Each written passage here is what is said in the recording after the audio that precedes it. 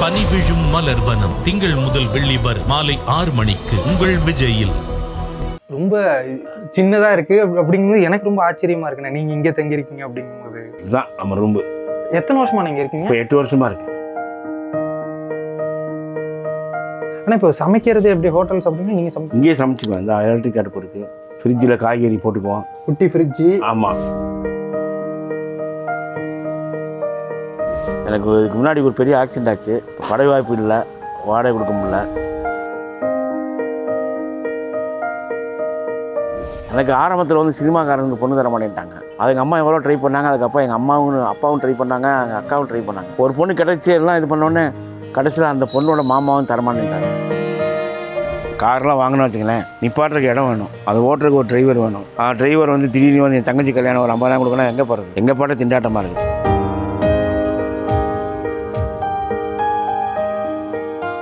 Cine உலகம் நேயர்களுக்கு வணக்கம். நான் ராகுல் பிரபாகர். இன்னைக்கு நம்ம எங்கே இருக்கோம் அப்படின்னா, காமெடி நடிகர் பாபா லக்ஷ்மணன் அவர்கள். நிறைய பேர் கலகலப்புலலாம் பார்த்துருப்பீங்க. சாப்பிட்டு சாயங்காலமாக தேடுவோமா அப்படின்ட்டு நம்ம எல்லாரையும் சிரிக்க வச்ச அந்த பாபா லக்ஷ்மணன் இருக்கிற அந்த வீட்டுக்கு தான் நம்ம வந்திருக்கோம். கீழே வந்த உடனே எனக்கு ரொம்ப ஆச்சரியம்.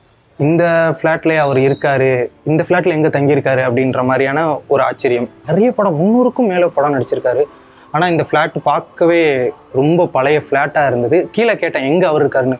மொட்டை மாடி போங்க, மொட்டை மாடியில் ஒரு குட்டி ரூம் இருக்கும், அந்த ரூமில் தான் பாபா லக்ஷ்மணன் அவர்கள் தங்கியிருக்காரு அப்படின்னு சொன்னோன்னே எனக்கு இன்னுமே ஆச்சரியமாக போச்சு. உள்ளே போய் பார்ப்போம் பாபா லக்ஷ்மணன் அவர்கள் எங்கே தங்கியிருக்காரு, அவர் எப்படி இருக்காரு அப்படிங்கிறத அவர்கிட்டே நாம் கேட்டு தெரிஞ்சுப்போம். வாங்க வீடியோக்குள்ளே போகலாம்.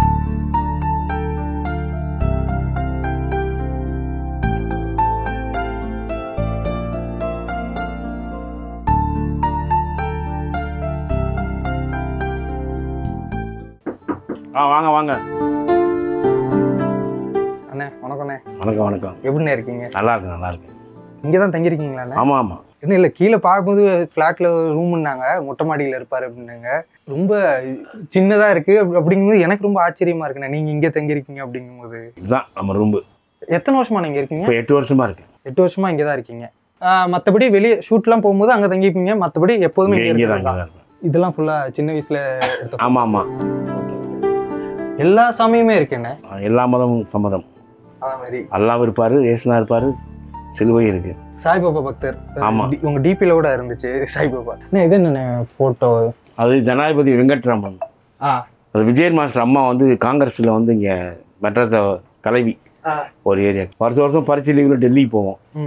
அப்போ ஜனாதிபதி மாளிகை போயிட்டு வெங்கட்ராமனை பார்த்து விஜயன் மாஸ்டர் வாழ்த்து சொல்கிறாரு. அது பக்கத்தில் நான் நிற்கிறேன். பேக் மாட்டிட்டு இருக்கிறது. ஆமாம் ஆமாம். இது அப்பா அம்மா போட்டாரு. அண்ணா அவார்ட்ஸ் நீங்கள் வாங்கினது அவார்ட்ஸ் எல்லாம் இங்கே வச்சிருப்பீங்களா? இதான் அங்கே இருக்கு, மேலே இருக்கு, கீழே வச்சிருக்கேன். அவார்ட்ஸ் எல்லாமே இங்கே வைக்க முடியாது அப்படின்ற மாதிரிலாம் எதுவும் இருக்கா? வேற எங்கேயாவது வச்சிருக்கீங்களா? இல்லை இல்லை இல்லை, எங்கள் மதுரையில் கொஞ்சம் இருக்குது. மதுரை படத்தில் வாங்கின சில்லாம் மதுரையில் இருக்குது. இது இங்கே கொஞ்சம் இருக்குது, அவ்வளோதான். மதுரையில் அங்கே சொந்த வீடு, இங்கே இப்போ இந்த வீட்டில் இவ்வளோ. மதுரையில் எங்கள் அண்ணன் ராமன் இருக்கார், அவர்கிட்ட இருக்குது. நான் ரெட்டை பையன் நான். ஓ ஓகே ஓகே. அவர் மதுரையில் ஆர்கெஸ்ட்ரா வச்சுக்காரு. அதை பார்த்துக்கிறாரு. ஆனால் இந்த வீட்லேயே உங்களுக்கு ரொம்ப இந்த பொருள் எங்கே போனாலும் நான் எடுத்துகிட்டே போயிடுவேன் அப்படின்னு என்ன பொருள் நான் சொல்லுவீங்க? அது நான் சாய்பாபா போட்டால் சின்னது சிலை இருக்குல்ல. ஆமாம். அது அந்த விநாயகர், சரஸ்வதி சின்னதாக எடுத்துகிட்டு போய் பூஜை பண்ணுவாங்க. போயிட்டு எங்கே போனாலும் மோஸ்ட்லி எடுத்துகிட்டு போயிருவீங்க. வேறு இடத்துக்கு போகிறீங்க? எடுத்துகிட்டு போயிடுவேன். ஷூட்டிங் போனோம்னா அங்கே லாட்ஜில் ரூமில் வச்சு பூ போட்டு பூஜை பண்ணுவோம். ஆனால் இப்போ சமைக்கிறது எப்படி ஹோட்டல்ஸ் அப்படின்னா நீங்கள் இங்கேயே சமைச்சுக்குவோம். இந்த எலக்ட்ரிக் அடுப்பு இருக்குது, ஃப்ரிட்ஜில் காய்கறி போட்டுக்குவோம். குட்டி ஃப்ரிட்ஜு. ஆமாம் ஆமாம், சமைச்சுக்குவோம். 3 வேளை நீங்களே சமைப்பீங்க? சமைச்சுக்குவோம். என்ன காலையில் என்ன சமைப்பீங்க? காலையில் தோசை, மதியம் வந்து எல்லா காய்கறியும் போட்டு கூட்டாஞ்சோறு மாதிரி பண்ணிடுவோம். இல்லை பண்ணிடுவோம்னு சொல்கிறீங்களே, வேற யாரும் வருவாங்களா? யாரும் வரமாட்டாங்க. ராஜேஷ்னு ஒருத்தர் வருவார், தெனாலி வருவார், கூட காய்கறிலாம் ஹெல்ப் பண்ணி கொடுத்துருப்பாரு. அப்படி சமைச்சிடுவோம். சேர்ந்து சாப்பிட்டு இங்கே இந்த கட்டிலில் தான் உட்காந்து சாப்பிடுவீங்க? ஆமாம் ஆமாம். Okay okay. நைட்டு தோசை இல்லாட்டி சப்பாத்தி. சின்ன லேட் ஆச்சுன்னா வெளியில் வாங்கிட்டு வந்துடுவேன். அண்ணே உங்ககிட்ட உங்களோட பர்சனல் லைஃபாக இருக்கட்டும், சினிமா கரியர், அப்புறம் நீங்கள் பழகின அந்த டேரக்டர்ஸ், இது எல்லாத்த பற்றியும் கேட்டு தெரிஞ்சுக்கணும்னு எனக்கு ஒரு ஆசைண்ணே. கண்டிப்பாக இப்போ வந்துட்டு மொட்டை மாடியில் இன்டர்வியூ வச்சு போமாண்ணே? எடுத்துக்கலாமே. மொட்டை மாடியில் ஓகேண்ணே. மொட்டை மாடியில் போயிட்டு விலாவரியாக நிறைய விஷயங்களை பேசுவோண்ணே. சரி வாங்கண்ணே. வணக்கம்ண்ணே. வணக்கம். எப்படி இருக்கீங்க? நல்லா இருக்கு. அண்ணே ஃபர்ஸ்ட் ஆஃப் ஆல் எனக்கு ரொம்ப ஆச்சரியமாக இருந்தது அப்படின்னா, வீட்டுக்குள்ளே வரேன், வீடு ரொம்ப சின்னதாக இருக்கேண்ணே. ஆமாம். இது எத்தனை வருஷமா நீங்க இருக்கீங்க இங்கே ஒரு 8 வருஷமாக இருக்கேன். ஓகே ஓகேண்ணே. எனக்கு இதுக்கு முன்னாடி ஒரு பெரிய ஆக்சிடென்ட் ஆச்சு. படை வாய்ப்பு இல்லை, வாடகை கொடுக்க முடியல. இது எங்கள் மாமா ஃப்ளாட்டு தான் இது. இதில் இந்த ரூம் முதல்ல எங்கள் மாமா பையன் நான் கேட்டேன், தங்கிங்க மாமான்னா. வாடகை கேட்டேன், வாடகைன்னா வராதிங்க, ஃப்ரீயாக தங்கினா தங்குங்க அப்படின்னா. இது வரைக்கும் நான் ஃப்ரீயாக தங்கியிருக்கேன். கரண்ட் பில் மாத்திரம் கட்டுறேன். அது எங்கள் மாமா அழகர் எம்பி கன்ஸ்ட்ரக்ஷன் பையன் வந்து குமரன், அவர் தான் இப்போ மாமா தொழிலில் பண்ணிக்கிட்டு வர்றாரு. கேட்ட உடனே கொடுத்தாரு. ஓகே ஓகேண்ணே. இது கம்ஃபர்டபுளாக இருக்கா இல்லைண்ணே? போதும் என்ன ஒரு ஆளுக்கு. ஏண்ணே கல்யாணமே பண்ணிக்கல? எனக்கு ஆரம்பத்தில் வந்து சினிமாக்காரனுக்கு பொண்ணு தர மாட்டேன்ட்டாங்க. அது எங்கள் அம்மா எவ்வளோ ட்ரை பண்ணாங்க. அதுக்கப்புறம் எங்கள் அப்பாவும் ட்ரை பண்ணாங்க, எங்கள் அக்காவும் ட்ரை பண்ணாங்க.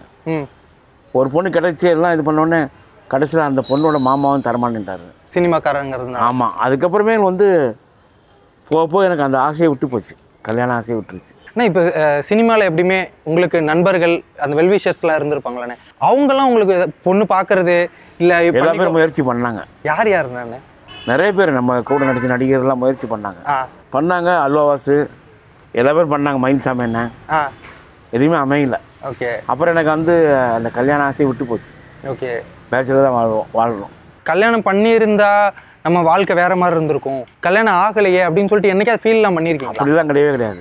ஒரு நாள் ஃபீல் பண்ணதில்லை? அப்படிலாம் கிடையாது. இப்போ அப்துல் கலாம்ங்கிறவர், நான் ஜனாதிபதி மாளிகைக்கு போயிருக்கேன். வெங்கட்ராமன் ஜனாதிபதியாக இருக்கும்போது விஜயன் ஹாஸ்பிட்டலில் வேலை பார்த்தேன். அவங்க அப்போ குழந்தைகள் பரிசீலிவில் கூப்பிட்டு போனாங்க. அவ்வளோ பெரிய மாளிகையை நான் பார்த்தேன். ஒவ்வொரு ரூம்லேருந்து ஒரு 10 பேர் வருவாங்க, ஒயிட் அண்ட் ஒயிட் போட்டு தொப்பி போட்டு. அப்துல் கலாம் வந்து அவ்வளோ பெரிய ஜனாதிபதி மாளிகையில் தனியாக படுத்திருக்காரு. அவர் கூட ஒரு அசிஸ்டன்ட் மாத்திரம் அவர் ஒரு ரூம் கொடுத்தாங்க, தனியாக படுத்திருக்காரு. சமையல் அவரே பண்ணி அவரே சாப்பிட்டுட்டு அவ்வளோ பெரிய ஜனாதிபதி மாளிகையில் தனியாக படுத்துருக்காங்க. அவருக்கே பயம் இல்லைன்னா ரொம்ப சாதாரண ஆள். இப்போது சினிமாவில் என் கூட இவங்கெல்லாம் நின்னாங்க. இப்போ அந்த ஆக்சிடென்ட் ஆனதாகவும் இருக்கட்டும், ஒரு டைமில் வந்துட்டு நீங்கள் பெட்டில் இருந்தீங்க, அந்த சமயத்தில் உங்கள் கூட நின்னது அப்படின்னா உங்களுக்கு ஞாபகம் வரதெல்லாம் யார்? எனக்கு வந்து லொல்லுசபா பழனியப்பன், மறைந்த சேசு, ராஜாதிராஜா நடிகர், தெனாலிசாமி, ராஜேஸ்வர பையன் கூட இருந்தான், தாஸ், ஆரோக்கிய தாஸ், இந்த மாதிரி என் கூட நடித்த சின்ன நடிகர் தான் நிறைய ஹெல்ப் பண்ணாங்க. ஏன்னா அங்கே சேர்த்த தகவல் தெரிஞ்சவொடனே ஃபஸ்ட்டு எங்கள் குருநாதர் விக்ரமன் சார் வந்தார். வந்து ஒரு பெரிய தொகையை கொடுத்துட்டு பார்த்துக்கங்கன்னு டாக்டர் தான் பேசிட்டு போனார். அதுக்கப்புறம் ரெண்டாவது வந்தவர் கேபி பாலா. அவரெல்லாம் பழக்கமே இல்லை. அவர் நேரம் வந்து பார்த்து ரொம்ப கண் கலங்கிட்டார், ஒரு பெரிய தொகையை கொடுத்தாரு. ஆனால் எதுனாலும் நீங்கள் கேளுங்கண்ணே, நான் உங்களுக்கு ஆள் அனுப்பிச்சுடுவேன்னாரு. அப்புறம் ரவிவர்மன் கேமராமேனு. அப்புறம் நான் எங்கள் வீட்டு மீனா சீரியல் நடித்தேன். அந்த ப்ரொடியூசர் திவாகர் கேமராமேனு, அவங்க ஒய்ஃபு பிரவீனா மேடம் மிகப்பெரிய தொகையை கொடுத்துட்டு, லட்சுமணன் நாங்கள் இருக்கோம், கவலைப்படாத, தேடி வந்துடுவீங்க அப்படின்னு சொல்லிட்டு எனக்கு நிறைய பேர் ஹெல்ப் பண்ணாங்க, கணக்கே இல்லை. இப்போ அல்வாசுவாக இருக்கட்டும், முத்துக்காளையாக இருக்கட்டும், இல்லை நீங்கள் வெங்கல்ரோ, எனக்கு உங்களை எல்லாரையுமே பார்க்கும்போது நாங்கள் பார்த்து வியந்தோம்ல. இப்போ நீங்களாம் ஒரு 300 படங்களுக்கு மேலே நடிச்சிருக்கீங்க அப்படிங்கும்போது, சரி இவங்களாம் கன்ஃபார்ம் ஒரு மிகப்பெரிய ஒரு ஃப்ளாட்டில் இருப்பாங்க, இவங்களுக்கும் கண்டிப்பாக ஒரு சிம்பிளாக ஒரு கார் இருக்கும் அப்படின்ற ஒரு இமேஜினேஷன் தாட்ஸில் இருப்போம். பட் நீங்கள் பார்க்கும்போது ரொம்ப இதாக இருக்கீங்களே, உங்களோட சம்பளம் இந்த விஷயங்கள்லாம் எப்படி இருக்கும், உங்களோட வாழ்க்கை முறையாக எப்படி இருக்குது? நல்லா சந்தோஷமாக இருக்கேன். ஒரு இப்போ கார்லாம் வாங்கணும்னு வச்சுங்களேன், நிப்பாட்டுறதுக்கு இடம் வேணும், அது ஓட்டுறதுக்கு ஒரு டிரைவர் வேணும். டிரைவர் வந்து திடீர்னு வந்து என் தங்கச்சி கல்யாணம் ஒரு 50,000 கொடுக்கணும், எங்கே போகிறது? எங்கே பாட்ட திண்டாட்டமாக இருக்குது. நம்மளுக்கு எங்கே வசதி எப்பப்போ வருமோ அப்பப்போ தேவையான வாங்கிக்கலாம். வாழ்க்கையை நீங்கள் எப்படி பார்க்குறீங்கன்னு நான் தெரிஞ்சுக்கணும்னு நான் நினைக்கிறேன். ஏன்னா இது வரைக்குமே நான் பேசின வரைக்குமே நீங்கள் ஒரு அட்மோஸ்ட் ஒரு பாசிட்டிவிட்டியோடு பேசிகிட்டு இருக்கீங்க. வாழ்க்கை இப்படி தான் இருக்கும், இப்படி தான் போகணும் அப்படின்ற மாதிரியான விஷயங்கள் சொல்கிறீங்கல்ல, எந்த அளவுக்கு நீங்கள் உங்கள் வாழ்க்கையை பார்க்குறீங்கன்னு நான் தெரிஞ்சுக்கணும். ரொம்ப சந்தோஷமாக இருக்குது. இப்போ நான் ஒரு ரோட்டில் நடந்து இப்போ ஒரு அமைச்சர்கள் போனால் கூட யாருக்கும் தெரியாது. இப்போ நாங்கள் போனால் இவர் தான் அந்த மரத்தில் நடித்தவர் தான் நடித்தார். இதே ஒரு வாழ்க்கையில் பெரிய பொக்கிஷம். அதை காதில் கேட்கும்போது நம்மளுக்கு அதுவே மத்தியானம் சாப்பாடு சாப்பிட்ட மாதிரி போயிடும். ஒரு கடைக்கு போனால் கூட நிறைய பேர் ஃபோட்டோ எடுக்கிறாங்க, ஆட்டோகிராஃப் வாங்குறாங்க, எவ்வளோ பெரிய சந்தோஷம். கண்டிப்பாக உங்களை பார்க்கும்போது எப்போதுமே வந்துட்டு அந்த பட்டையோ இல்லை சந்தனமோ குங்குமமோ பெருசாக போட்டிருக்கீங்க. ரொம்ப கடவுள் பக்தியானே. நான் அடிக்கடி ஐப்பொங்கல் போவேன், 20 வருஷம் போயிட்டு வந்துட்டேன். சாய்பாபா பக்தர் வர, எப்போவுமே சந்தனம்லாம் வெளியே போக மாட்டேன். அட்லீஸ்ட் குங்குமம் வச்சு வெளியே போவேன். ஓகே. அது ஒரு குங்குமம் வந்து ஸ்ரீதேவி, அதை வச்சோம்னா மூதேவி நெருங்காதுப்பாங்க, எங்கள் அம்மா சொல்லி கொடுத்தது. ஓகே. அதனால் உபதி வச்சுட்டு குங்குமம் வச்சு போவேன் வெளியே. ஆனால் இப்போ அது ஒரு தலை நிறைய நீங்கள் வச்சுருக்கீங்களே. இப்போ சினிமா உங்கள் இப்போ படங்கள்லையுமே நான் பார்த்துருக்கேன், இப்போ கலைகளுமே நீங்கள் ஃபுல்லாக போட்டிருப்பீங்க. சொல்லுவாங்களா டேரக்டர், இது போட்டாதான் நீ நல்லா அடையாளம் தெரியும், நீ எப்படி இருக்கியோ அப்படியே வாம்பாங்க. நிறைய படங்கள் அப்படிதான் இது பண்ணுறாங்க. ஆமாம் ஆமாம். சொல்லு லட்சுமணா, என்ன விஷயம் சொல்லு அப்படின்னாரு. இல்லைண்ணே, நடிகர் சங்க தலைவர் ஆட்டிங்க, எனக்கு ஒரு கார்டு கொடுங்கண்ணே, உறுப்பினர் கார்டு. நீ ஒன்று எவன்டா கேட்க போகிற, இவனே கேட்டு எனக்கு ஃபோன் போட்டு கொடுறா, நான் பேசிக்கிறேன்டா, நான் சும்மா இருக்கணும்ல. இல்லைண்ணா திடீர்னு தலைவர் மாறிட்டாங்க, அதான் உன் புத்தியை காமிச்சிடல, தலைவர் மாறி மூளை வெளியே போடா அப்படின்ட்டாரு. பனி விழும் மலர்வனம் திங்கள் முதல் வெள்ளி வரை மாலை 6 மணிக்கு உங்கள் விஜயில்.